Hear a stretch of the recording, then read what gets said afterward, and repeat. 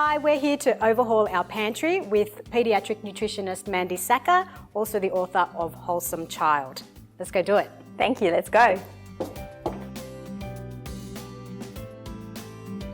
Okay, so a lot of people that I see and at my workshops, we talk a lot about snacks because kids come home from school and they're hungry and they want to eat.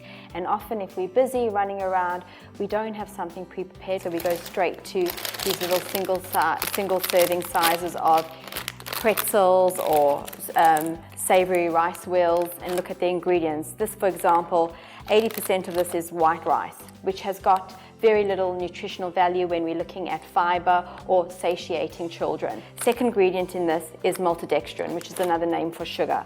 If you're a busy mom, what are the alternatives? A rice cracker. Come home and layer it on with something nutritionally satisfying. So avocado, hummus, that will be more satisfying than just having pretzels on its own. What about the spread? So you've got Nutella there and then you've also got the peanut butter. Okay, so a lot of kids want to start their day off with toast and a spread. If we can have nourishing spreads on the toast, then at least we're getting some protein, some healthy fats into them. They'll be starting their day off with a balanced meal. But a lot of kids' favorite toppings for their toast are, number one, Nutella. So if you come and look at per serve, which they recommend a tablespoon, you'll see that there is over 2 teaspoons of sugar in this product. And if a child's having 2 pieces of toast, very often they'll go over that 1 tablespoon. Okay, what about peanut butter? If you look at this product, you see it's got roasted peanuts, and then it's got vegetable oil, and that contains antioxidant 320, which is BHA. That is prohibited in foods for infants, and it's been banned in Japan, and it's often derived from petroleum. Just plain peanuts, the sanitarium, 100% natural, is a very good alternative. So what about sauces? You've got tomato, barbecue and a marinade there, all very common staples in Aussie homes. Let's look at this honey and soy marinade.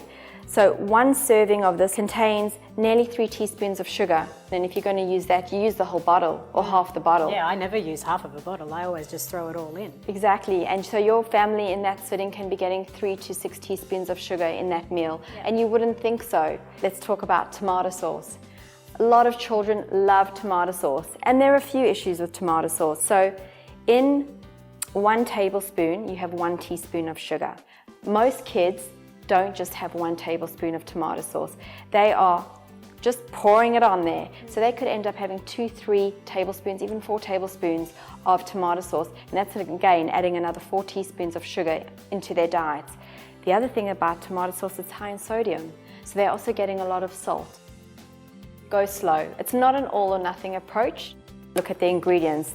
Trying to encourage children not to eat everything out of packages, and give yourself a pat on the back because small changes are really big changes.